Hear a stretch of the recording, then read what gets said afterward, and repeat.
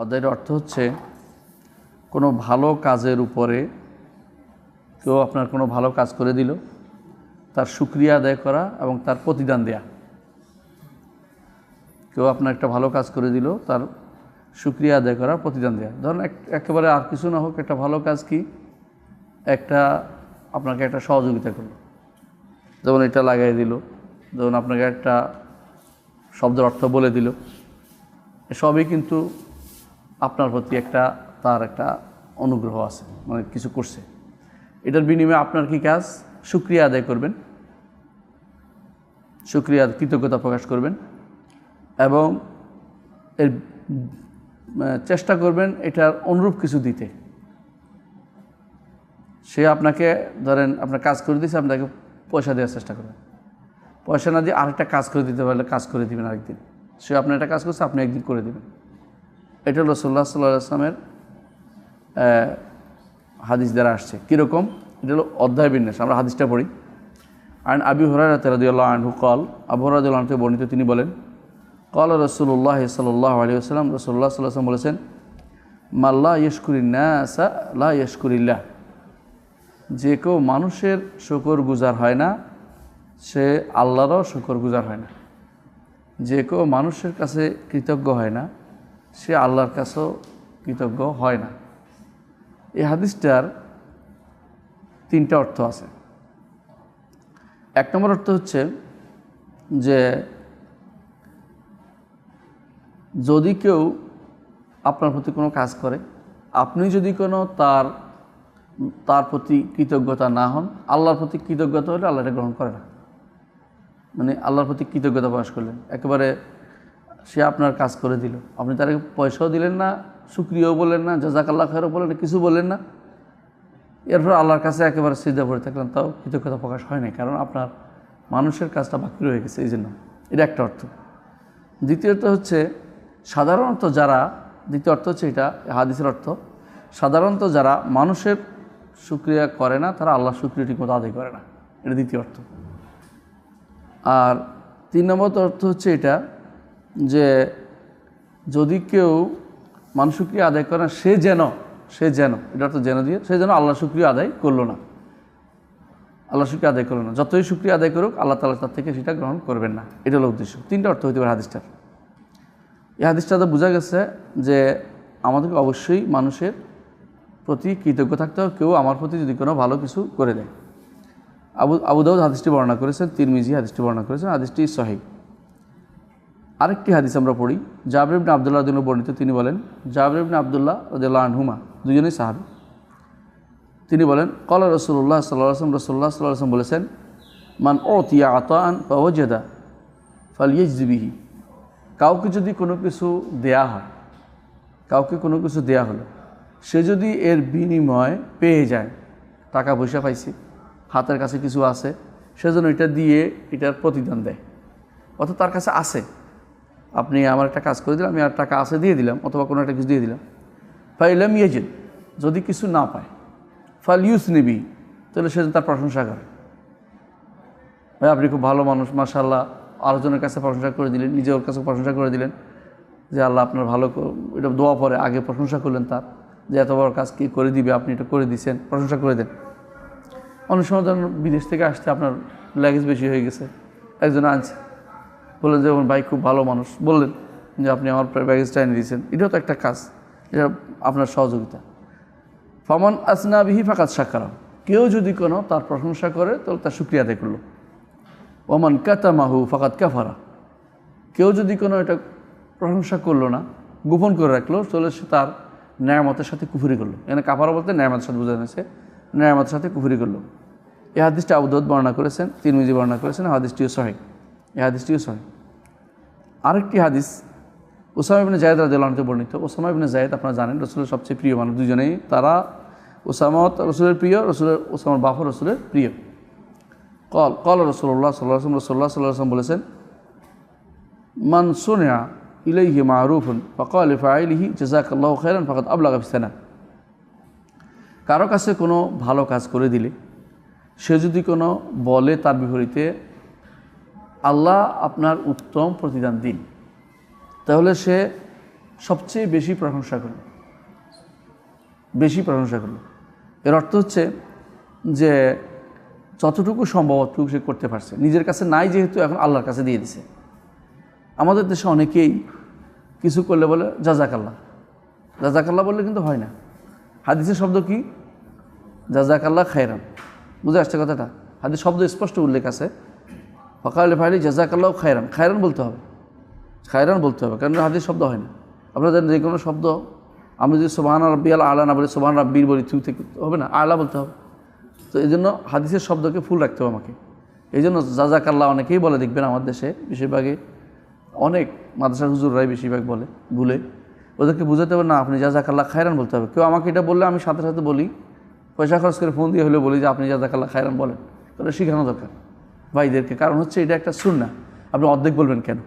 আপনি রাসূল যেভাবে বলছেন সেভাবে বলেন, তাহলে অন্তত আমি আপনার একটা প্রশ্ন উত্তর দিয়েছি, আমি আর তো কিছু করতে পারি না, আপনি অন্তত জাজাকাল্লাহ খায়রান বলেন। শুধু জাজাকাল্লাহ বললে হলো না, কথাটার জবাব হলো না। তো এটাকে অবশ্যই ফুল আপনাকে ফাকাত আবলাগা ফিসানা। হ্যাঁ, তো যদি আপনাকে এইটা যদি হয় যে আপনি দিতে পারেন প্রতিদান, তাহলে কিন্তু শুধু জাজাকাল্লাহ বললে এটা অন্যায় হবে। বুঝে আসছে? মানে ধরেন আমি ভালো কাজ করে দিতে পারি, কেউ আমাকে একটা ভালো কাজ করে দিল, আমি তার প্রতিদান দিতে পারি, পয়সা দিতে পারি বিনিময়ে। শুধু জাজাকাল্লাহ খাইতে চালাই দিলাম, এটা কিন্তু ঠিক হবে না। এটা হলো একটা মূর্খদের কাজ, এটা একটা ভালো কাজ হয় না। এটা দিয়ে কাউকে এটা হচ্ছে ঠকানোর কাজ, লোক ঠকানোর কাজ। এটা যেন না হয়, এটা যেন না। অনেকে এটা করে, অনেকে এটা করে যা জাজাকাল্লাহ খায়, কিন্তু তার আছে না থাকলে রাসূলুল্লাহ সাল্লাল্লাহু আলাইহি ওয়াসাল্লাম এই জন্য কখনও কেউ তাকে দান করলে তিনি কাউন্টার দান করতেন, হাদিয়া দিতেন। কেউ হাদিয়া দিলে তিনি কাউন্টার হাদিয়া দিতেন, কিন্তু কাউন্টার হাদিয়া তিনি দিতেন, যে কোনোভাবে দিতেন, যা আছে তা দিতেন তার কাছে। কখনো শুধু জাজাকাল্লাহ মানে থাকতেন না, কারণ তিনি সবচেয়ে উচ্চ মর্যাদার অধিকারী মানুষ, এই জন্য উচ্চ মর্যাদার কাজটাই তিনি করতেন। এমনকি রাসূলুল্লাহ সাল্লাল্লাহু আলাইহি ওয়াসাল্লামকে কেউ কিছু দিলে ওরা বসেই থাকতো যে রাসূল আমার বেশি দিবে, এই আশায় তারা কম দিত। তো একবার তিনি বলেও ফেলেছেন যে লাকাদ হামামতু আল্লাহ আখুজাল হাদিয়াতা ইল্লা মিন কুরাশি, আমার ইচ্ছা হয় শুধু কুরাশি ছাড়া কারো থেকে হাদিয়া নিব না। কেন বলছে জানেন তো? কারণ কেউ কেউ হাদিয়া নিয়ে আসা অল্প, কিন্তু চায় যে রসুলের বিপরীতে এক উটের বোঝাই করে দিবে রসুলকে, ওনাকে। বেদুইনরা এটা করতো, তারপর রসুল দিতেন, যতক্ষণ খুশি নয় ততক্ষণ দিতেন। এমনকি তারা যায় বলতো যে ওনার কাছে যাও, অনেক কিছু পাইবে। মানে তখন জায়গা যা খুশি হইতো যে তার কাছে গেলে পাওয়া যাবে। রসুল আসলামের আদর্শ ছিল এটা, আলহামদুলিল্লাহ। তিনি যে উম্মতের জন্য আদর্শ, সারা মুসলিম মানুষের, সারা বিশ্বের সবার জন্য আদর্শ তিনি। তো এই জন্য দানের ক্ষেত্রে আপনার চেষ্টা থাকবে প্রথমে আগে তার প্রতিদান দেওয়ার, যে কোনো জিনিস আপনার করবে তার একটা প্রতিদান দিয়ে দেওয়ার। মানুষের মধ্যে বিভিন্ন প্রকৃতির আছে, কেউ আর্থিক প্রতিদান পছন্দ করে, কেউ আর্থিক প্রতিদান দিতে আবার রাগ হয় যে আমাকে এটা চাইনি। তো তাকে আপনি অন্যভাবে পোষিয়ে দেবেন যেভাবে পারেন। সামাজিক মান মর্যাদা অনুসারে কাউকে অর্থ দিলে তো পোষাবে না। আপনি জানেন যে ব্যক্তি কোনো ভালো স্ট্যাটাস, তারা পয়সা দিলে কেউ আমার পয়সা দিয়ে কিনতে চাচ্ছ, আর উল্টো কথাবার্তা বলবে।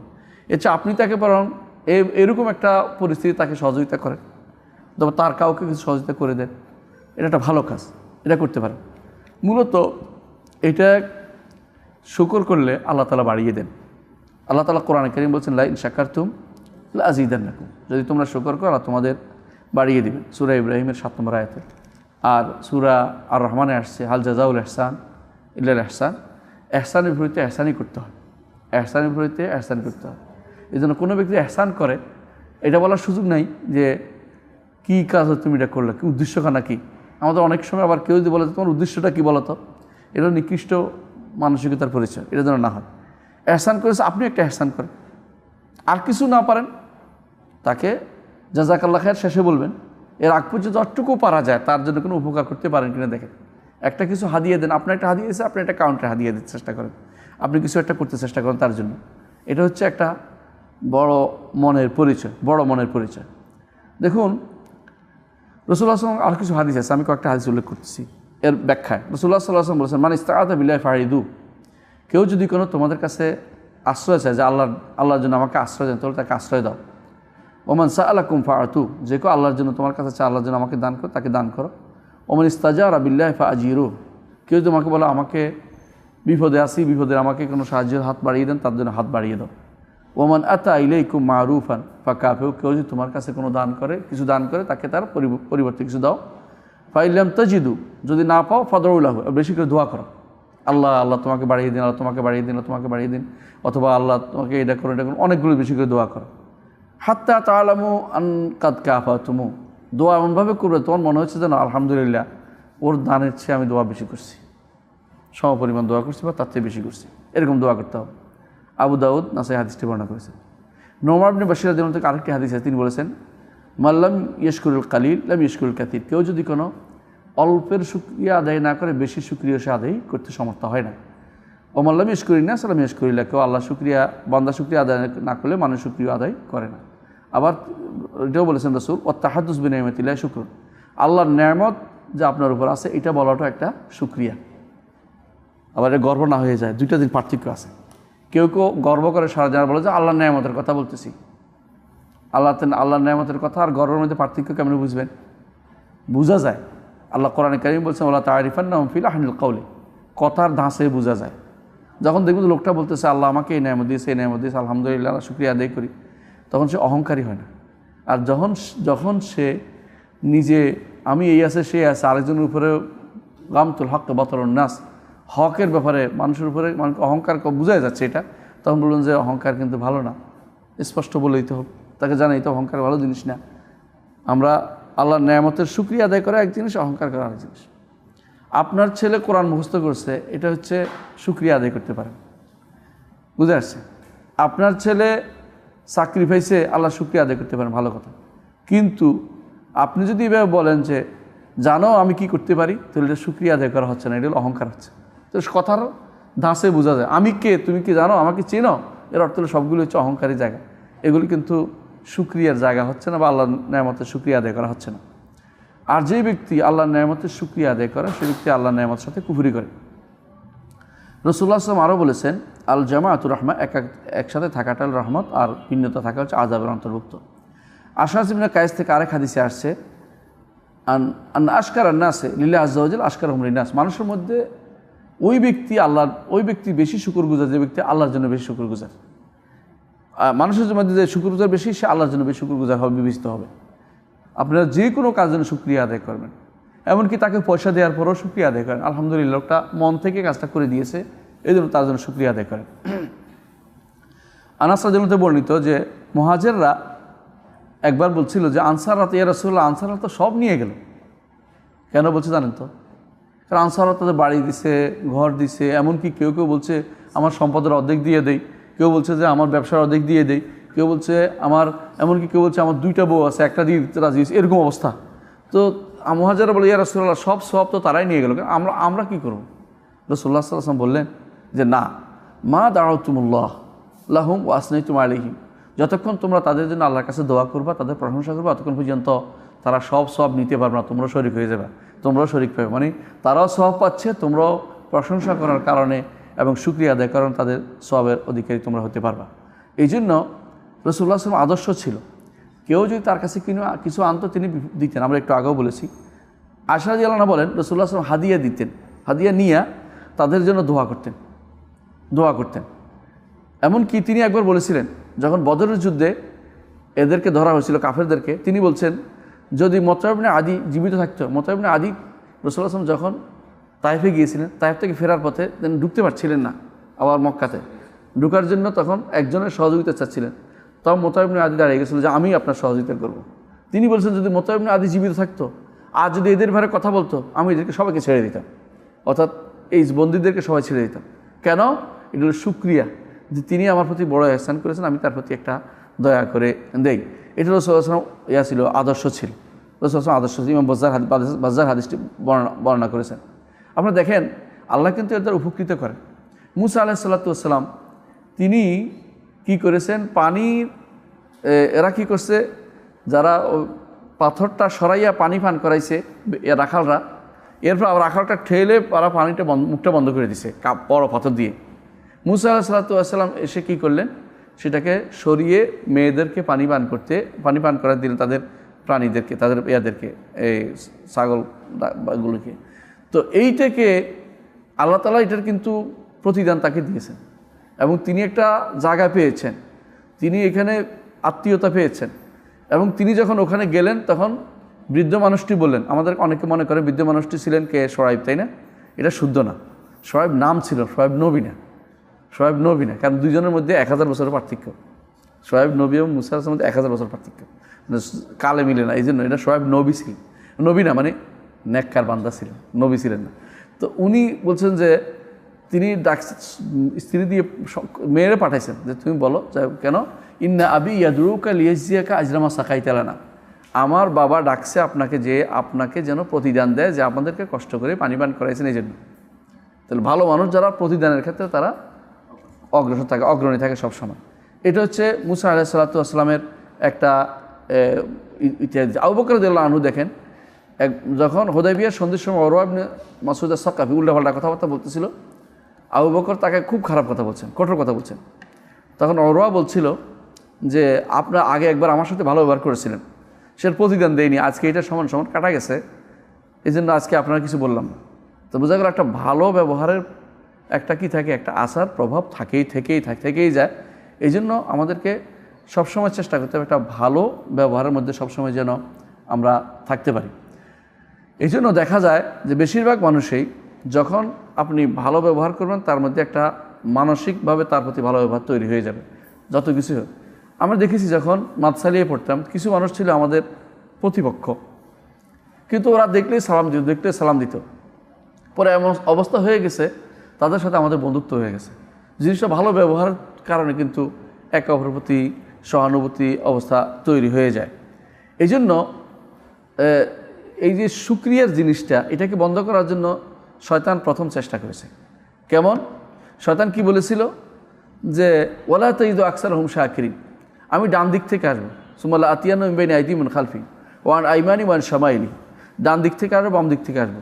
তারপর বলছে বাম দিক থেকে আসবো, ওয়ান আইমানি ওয়ান শামাইলি, তাই না? লাতিম বাইনি আইদিহিম, সামনে থেকে আসবো, পিছন থেকে আসবো। হ্যাঁ, উপর থেকে বলে না, কারণ উপর তো আল্লাহ, এই জন্য। হ্যাঁ, ওলা তাই নিচের থেকে আসার সুযোগ নেই, জন্য উপর থেকেও বলে নেই, আমি তার ডানে বামে সামনে পিছন থেকে আসবো। কি বলবো? ওলা তাইদু আকসারহুম শাকিরিন, তাদের শুকর গুজার পাবেন না। শয়তান সবচেয়ে বড় জায়গাটা ধরছে যে শুকর গুজার না হলে আল্লাহ খুশি হবে না, আল্লাহ খুশি না হলে জান্নাত পাবে না। এই জন্য শুকরটা হচ্ছে দিন নেসফু সবর নেসফু শুকর, দিন অর্ধেক হচ্ছে সবর, অর্ধেক হচ্ছে শুকর। এই জন্য শুকর গুজার হওয়াটা শয়তান চাচ্ছে যে বনি আদম যেন শুকর গুজার না হয়। এই জন্য সালফে সালিন বলতেন যে বনি আদম যদি জানতো, শয়তান যদি জানতো যে শুকরের চেয়ে বড় কিছু আছে, তাহলে এটার মধ্যে বাগড়া বসাইতো, কিন্তু সে জানে যে শুকরের মধ্যে বাগড়া বসাইলেই বনি আদমের অবস্থা শেষ। এই জন্য শুকরিয়া, আল্লাহর শুকরিয়া আমাদের আদায় করতেই হবে। আল্লাহর শুকরিয়া আদায় করার আগে আমাদের বান্দারও শুকরিয়া আদায় করা দরকার। দেখেন, আনিশ কুল্লি ওয়ালি ওয়ালিদাইকা, আপনি প্রথম শুকরিয়া আদায় করবেন আল্লাহর। ওয়ালি ওয়ালিদাইকা, আর কার? পিতামাতার। দুনিয়া আসার মাধ্যম হচ্ছেন পিতামাতা, মাধ্যম হচ্ছে পিতামাতা। এই জন্য সবার আগে তারা শুকরিয়া পাওয়ার যোগ্য। যেই কোনো কাজে কোনো দিনেই তাদের ভিতরে কোনো বিরূপ ধারণা আসতে পারে না। টাকা না দিলেও, সারা জীবন কিচ্ছু না দিলেও আপনি তার প্রতি সুধারণা রাখতে এবং উত্তম ব্যবহার করে যেতে হবে। আনিশকুরলি ওয়ালি ওয়ালি দেখে ওয়া দিয়ে আল্লাহ তাআলা আর কাউকে একসাথ করে না, একমাত্র পিতামাতাকে একসাথ করে দিয়েছেন এবং দিয়ে। অন্যখানে সবকে বলছে সুম্মা দিয়ে বলতে, তারপর বলতে, কিন্তু পিতামাতাকে ওয়া দিয়ে এবং দিয়ে আল্লাহ তাআলা একসাথ করে দিয়েছে। এর অর্থ হচ্ছে এখানে আপনার শুকরিয়ার সর্বোচ্চ জায়গা হচ্ছে আল্লাহর পরে পিতামাতা, তারপরে আপনার প্রতি কেউ যদি এহসান করে তার এহসান শুকরিয়া আপনি আদায় করবেন। এই জন্য জুনুন মিসরি রহমতুল্লাহ আলাইহি বলেন যে শুকরিয়া আদায় করবেন, শুকরিয়া শব্দটি আপনার সবসময় যেন থাকে যে আপনার উপরে, আপনার থেকে বেশি উপরে। আর যে ব্যক্তি আপনার সমপর্যায়ে আছে তার প্রতি দেওয়ার চেষ্টা করবেন, কিছু একটা দেওয়ার চেষ্টা করবেন। যেমন আমি যদি কোনো এখন আমাদের কথার কথা ভাইস চ্যান্সেলরকে 10 টাকা দিই, এটা পোষাইল না, কিন্তু আমি যদি কোনো তিনি একটা ভালো কাজ করে দিলে আমি শুকরিয়া আদায় করতে পারবো, এটাই হলো নিয়ম তার। কিন্তু আমি আপনাকে এটা দিতে পারবো সমানে সমান, যে আপনি কাজ করছেন, কাজ টাকা দিতে পারবো, পার্থক্যটা এখানে। আর যদি নিচু হয় তাহলে তার প্রতি অতিরিক্ত বেশি দিতে পারবেন, যে সে তো আমার একটা কাজ, আমি 10টা কাজ করে দেবো। তাহলে উনি জুনুন মিসরি রহমতুল্লাহ বলতেছেন যে 3 ধরনের কাজ আমাদের শুকরিয়ার মধ্যে হতে পারে। একটা যারা বড় তাদের প্রতি মৌখিক শুকরিয়া, তাদের আর্থিক দিয়ে কাজ তারা ঠান্ডা করা যাবে না। আর যারা আমার সমপর্যায়ে তাদেরকে আমি সমপর্যায়ে কিছু করে দেবো, আর যারা আমার নিচু পর্যায়ে তাদেরকে বেশি করে তাদেরকে দান করবো। এটা হচ্ছে শুকরিয়ার এক একটা ধারা। তো আমি আমার বক্তব্য লম্বা করবো না, আমি শুধু আজকের শুকরিয়াগুলি, আজকের দাস থেকে আমরা কী উপকৃত হয়েছি সেগুলি বলে শেষ করবো। 1 নম্বর উপকারিতা হচ্ছে এটা, যেটা আমরা পেয়েছি, সেটা হচ্ছে যে মানুষকে যদি কোনো তাদের দয়া করার কারণে আমি শুকরিয়া আদায় করি, তো এটা আল্লাহ তাআলার প্রতি শুকরিয়া আদায় করা অন্তর্ভুক্ত হবে, আল্লাহ শুকরিয়া আদায় করা এটা অন্তর্ভুক্ত হয়ে যাবে। দ্বিতীয় হচ্ছে যে কেউ মানুষের শুকরিয়া আদায় করতে কমতি করে, সে আল্লাহ শুকরিয়া আদায় করতেও কমতি করবে, তার এটা অভ্যাসে পরিণত হয়ে যাবে। আর 3 নম্বর হচ্ছে কেউ যদি কোনো কারো এহসানের বিপরীতে শুকরিয়া আদায় করে, আল্লাহ তাআলা তার প্রতি সন্তুষ্ট হবেন এবং এর মাধ্যমে মানুষের প্রতি ভালোবাসা, মিল, মহব্বত তৈরি হবে এবং মানুষের নেয়ামতকে আল্লাহ তাআলা হেফাজত করবেন। আপনি যদি নাশকর হন, ওয়ালাইন কাফারতুম ইন্না আযাবি লাশাদীদ, যদি নাশকর হন আল্লাহর শাস্তি ভয়াবহ। আর যদি শুকরিয়া আদায় করেন, লাইন শাকারতুম লাযিদান্নাকুম, আল্লাহ অবশ্যই বাড়িয়ে দিবেন। আর 4 নম্বর যে উপকার আমরা পেয়েছি এটা হচ্ছে কেউ যদি কোনো পান আপনার কাছে যা থাকে তাহলে দেরি না করে তাৎক্ষণিকভাবে দেওয়ার চেষ্টা করবেন। এটা প্রমাণ আমরা পাই ইমাম শাফি রহমতুল্লাহ আলাইহি। ইমাম শাফি রহমতুল্লাহ আলাইহি একদিন একজনে তার রেকাব ধরেছেন। রেকাবই বুঝেন কিনা, যেটা ধরে উঠতে হয়, ঘোড়ায় উঠতে হয়, তখন এটা না ধরলে কিন্তু পড়ে যায় অবস্থা। এটা কেউ ধরে রাখলে একজন উঠতে সুবিধা হয়। তো তিনি সঙ্গে সঙ্গে বললেন যে রাবি তার ছাত্র, একে একটা দেড়হাম দাও, কারণ সে কষ্ট করে আমার জন্য আমার রেকাবি ধরেছিল, আমি ঘোড়ায় উঠতে পেরেছি, এই জন্য সঙ্গে সঙ্গে দেয়া তিনি নির্দেশনা দিয়েছে। এর অর্থ হচ্ছে দেরি না করে সঙ্গে সঙ্গে দেয়াটা আমাদের সালাফদের একটা নীতি ছিল। 5 নম্বর যে শিক্ষা আমরা পাই সেটা হচ্ছে যে যদি কোনো কারণ দিতে পারেন নাই তাহলে কী করবেন, তার প্রশংসা করবেন এবং তার জন্য আল্লাহর কাছে দোয়া করবেন। কি বলে? জাযাকাল্লাহু খায়রান, জাযাকাল্লাহ, কমপক্ষে একটুকু বলবেন জাযাকাল্লাহু খায়রান। খায়রান শব্দটা যেন আমাদের মধ্যে থাকে, এটা যেন বাদ না যায়। 6 নম্বর শিক্ষা হচ্ছে যেই ব্যক্তি শুকরিয়া আদায় করবে কোনো ভালো কাজে, প্রমাণ হবে যে লোকটার চরিত্র উন্নত চরিত্রের অধিকারী এবং তার মনটা বড় এবং তার বিবেকটা অত্যন্ত শানিত। 7 নম্বর শিক্ষা আমরা পাই এটা থেকে যে মানুষের যে নেয়ামত মূলত কার পক্ষ থেকে আসছে? আল্লাহর পক্ষ থেকে আসছে। তো একজন মানুষ যখন যথাযথভাবে মানুষের মাধ্যমে এটা পেয়েছে, এর অর্থ হলো এর শুকরিয়া আদায় করলে আল্লাহ শুকরিয়া আদায় হয় যেহেতু, তো আমি একজন মানুষ শুকরিয়া আদায় করতে কখনো কিপটামি করবো না। এটা বলবো না যে আল্লাহর জিনিস তুমি দিছ, তুমি এত শুকরিয়া চাও কেন, না, আমি তার শুকরিয়া আদায় করবো। সে চাইবে না প্রমাণ হচ্ছে সূরা দাহারের মধ্যে আছে, সূরা ইনসানের মধ্যে আল্লাহ তাআলা বলছেন যে ইন্নামা নুতঈমুকুম লিওয়াজহিল্লাহ লা নুরিদু মিনকুম জাযাআন ওয়ালা শুকুরা। ইমানদার খাওয়ানোর পরে, কাউকে দেওয়ার পরে কিছু শুকরিয়া আদায় চাইবে না, কিন্তু যেই ব্যক্তি পাইছে সে ব্যক্তি শুকরিয়া আদায় করবে, কারণ তার এটা সে বিবেক যে বড় বিবেকের অধিকারী এবং সে যে একজন যোগ্য ব্যক্তি সেটা অবশ্যই দ্বারা প্রমাণিত হবে এবং তার মনটা বড় বোঝা যাবে। এখানে একটা জিনিস আছে, সেটা হচ্ছে একটা হাদিস আছে, রাসূলুল্লাহ সাল্লাল্লাহু আলাইহি ওয়াসাল্লাম বলেছেন। এই হাদিসে তো আমরা পাইছি যে কেউ যদি শুকরিয়া আদায় করে শুকরিয়া মানে বিকল্প দিতে বলেছে, কিন্তু একটা হাদিস আছে, এই হাদিসটা আছে কেউ যদি তোমার সুপারিশ করার কারণে তাকে যদি হাদিয়া দেওয়া হয় তাহলে সুদ নিল, তাহলে এর সাথে মিল কিভাবে হবে? মিল হচ্ছে এই জন্য মিল হবে বুঝতে হবে, হাদিসটার অর্থ অনেক সময় ভুল বুঝতে পারেন আপনারা। কেউ যদি কাউকে কোনো একটা সুপারিশ করে দেয়, যেমন আমাদের ভাইরা কোনো একটা সুপারিশ করে, অনেক সময় তাদের তো কোর্টে আছে, তো সুপারিশ করে দিলে সেখানে যদি হাদিয়া দেওয়া হয় সে সুদ হবে। এটা কখন হবে? যখন এটা বুঝতে হবে, এটা ওই সময় যখন ওয়াজিব কাজের ব্যাপারে, অর্থাৎ তার এই সহযোগিতাটা ফরজ আইন ছিল, তাছাড়া কেউ করতে পারতো না, সে করেছে। সেখানে যদি কেউ টাকা দেয় তাহলে ওয়াজিবের কাজের জন্য তাকে, যেমন ইমামতি পড়তে পড়াইতে, নামাজ পড়াইতে আমি বাধ্য, এখন যে নামাজ পড়াইছি এই জন্য টাকা দিলে আমাকে, তাহলে সুদের কার্যে পড়ছে। হ্যাঁ, আমি খরচ চলে না, এটা আলাদা দিবেন, কিন্তু নামাজের জন্য টাকা দিতে পারছিস না, এটা বড় আমার কর্তব্য কাজের মধ্যে অন্তর্ভুক্ত। একজন মানুষ সাহায্য চাচ্ছে, রাস্তায় পড়ে গেছে, উঠাতে চাচ্ছে, উঠানোর দায়িত্ব, উঠানোর জন্য আবার টাকা চাইয়া রয়েছেন, এটা যেন না হয়, মানে এটা যেন ওয়াজিব কাজের বিপরীতে না হয়, এটা বলা উদ্দেশ্য, যে সুপারিশের বিনিময়ে যেন টাকা হাদিয়া নেয়া না হয়। আরেকটা কারণ হতে পারে এটা যে কেউ আল্লাহর জন্য করছে, আপনি দেখেন এখন টাকা দিয়ে যেন কিনে ফেলার চিন্তা ভাবনা করেন না। যদি কোনো বলে যে না ভাই আমি আল্লাহর জন্য করে, দয়া করে আমাকে তুমি টাকাটুকু দিও না, তখন জোর করে টাকাটুকু দিয়ে তাকে আবার সুদের ভিতরে ফেলে দিবেন, তার মনটাকে নষ্টও করে দেবেন, তার নিয়তটাকে খালেস হইতে বাধা দিয়েন না। আরেকটা হতে পারে এটা শুধুমাত্র যে যদি সরকারি চাকরিজীবী হয়, সরকারি চাকরিজীবী যে কাজটা করেছে তার কর্তব্যের ভিতরে পড়ে, তার ফাইলে সিগনেচার করা কর্তব্যের ভিতরে পড়ে। এখন ফাইলে সিগনেচার কেন করছে? আপনি টাকা দিচ্ছেন, এটা সুদ, কোনো সন্দেহ নেই, এটা তার কর্তব্য, চাকরি, এটা তার দস্তখত করা। এখন সে যদি টাকা নেই, এটা সুদের ভিতরে, এটা হচ্ছে এই অর্থে বলা হচ্ছে। এখানে আর শুকরিয়ার বিষয়টা, শুকরিয়া আপনি কইবেন, কিন্তু টাকা টুকা নিলে সুদ হয়ে যাবে। শুকরিয়া হ্যাঁ টাকা ছেড়ে দিচ্ছে, শুকরিয়া আপনি বলতে পারেন টাকা টুকা নিতে পারবেন না, দিলে কী হয়ে যাবে? হাদিয়া দিলে এটা সুদ হয়ে যাবে। কিন্তু বাধ্য হলে লোকে দিতে পারবে, কিন্তু ওই লোক নিলে সুদ খাইছে, এটা কিন্তু মনে রাখতে হবে। ধরুন আপনার ফাইল আটকে রাখছে, এখন আপনি টাকা না দিলে দিচ্ছেই না, আপনি দিবেন কেন? আমার হক নষ্ট করতেছে। আমার হক যদি শিওর আপনার হয়, এই টাকা দিয়ে আপনি নিতে পারেন। কিন্তু ধরেন আপনার হক না, আপনার চেয়ে আরও বেশি অধিকারী হক আছে, আপনি টাকা দিয়ে নিয়েছেন, তাহলে হারাম নিচ্ছেন। যদি আপনি জানেন যে আপনিই হকদার, সেখানে আপনি টাকা দিলে আপনি গুনাহগার হবেন না, কিন্তু তারপরেও সেটা থেকে মুখ ফিরিয়ে থাকা উচিত যে আমি যতটুকু পারা যায় আমি টাকা দিয়ে কাজটা করব না, করাবো না। আল্লাহর কাছে আমি এর প্রতিদান চাইবো যে তিনি আমাকে চেয়ে উত্তম জিনিস দিয়ে দিবেন।